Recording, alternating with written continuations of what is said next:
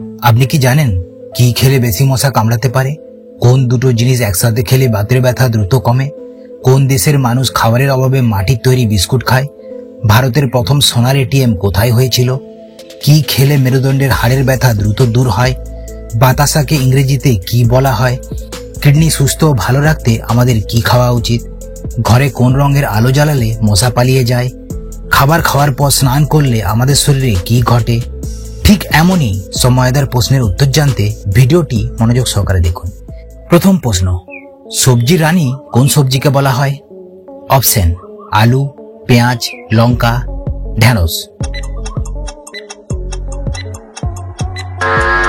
সঠিক উত্তরটি হচ্ছে লঙ্কা। পরের প্রশ্ন, ছাগলের দুধে কোন ভিটামিন থাকে? Option: vitamin K, vitamin B, vitamin C নাকি ভিটামিন এ? সঠিক উত্তরটি হচ্ছে ভিটামিন এ। পরের প্রশ্ন, ভারতে প্রথম সোনার এটিএম কোথায় হয়েছিল? অপশন: দিল্লি, মুম্বাই, হায়দ্রাবাদ, গুজরাট। সঠিক উত্তরটি হচ্ছে হায়দ্রাবাদ।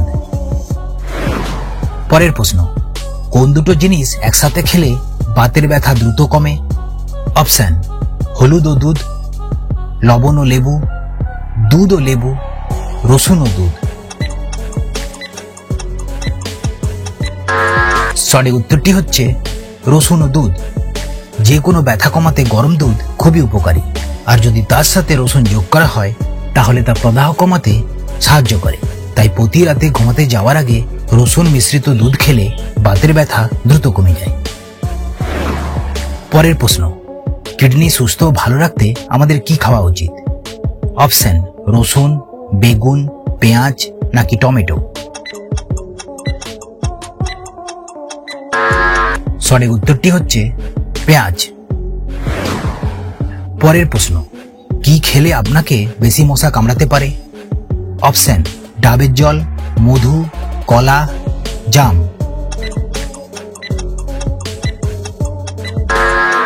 সঠিক উত্তরটি হচ্ছে কলা।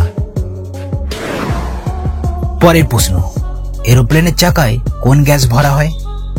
Option: oxygen, nitrogen, hydrogen, helium. সঠিক উত্তরটি হচ্ছে নাইট্রোজেন। এরোপ্লেনের চাকায় নাইট্রোজেন গ্যাস ভরা হয়।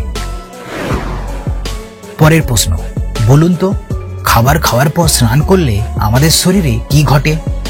অপশন: ক্লান্তি দূর হয়, হজমের গন্ডগোল হয়, দেহের তাপমাত্রা বাড়ে, চুল পড়া শুরু হয়। সঠিক উত্তরটি হচ্ছে হজমের গন্ডগোল হয়। পরের প্রশ্ন, কোন সবজি খেলে ডিপ্রেশন দূর হয়? অপশন: কুমড়ো, ঢেঁড়স, আলু নাকি টমেটো? সঠিক উত্তরটি হচ্ছে টমেটো। পরের প্রশ্ন, আপনি কি জানেন কোন দেশের মানুষ খাবারের অভাবে মাটির তৈরি বিস্কুট খায়? Option: Bhutan, Finland, Haiti, Sweden. সঠিক উত্তরটি হচ্ছে হাইতি।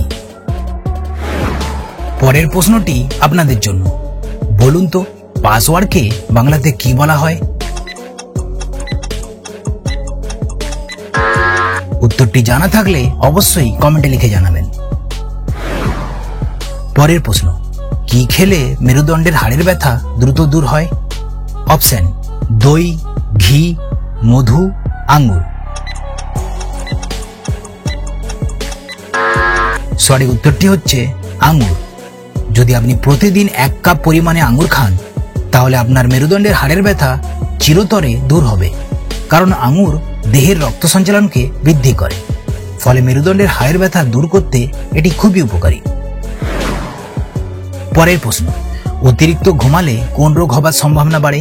অপশন: স্ট্রোক, হৃদরোগ, ডায়াবেটিস নাকি বাতের রোগ? সঠিক উত্তরটি হচ্ছে স্ট্রোক ও হৃদরোগ। একটি গবেষণায় প্রমাণিত হয়েছে যে দীর্ঘ সময় ধরে ঘুমানোর কারণে স্ট্রোকের ঝুঁকি 50% বেড়েছে। আর যেসব মানুষেরা 9 থেকে 11 ঘন্টা ধরে ঘুমাতে থাকেন তাদের হৃদরোগ হওয়ার সম্ভাবনা 38% বেড়ে গেছে। পরের প্রশ্ন, খিদে বাড়ানো, মুখে অরুচি ঠিক করতে কোন ফল খাবেন? অপশন তেঁতুল, লেবু, আমড়া, কলা।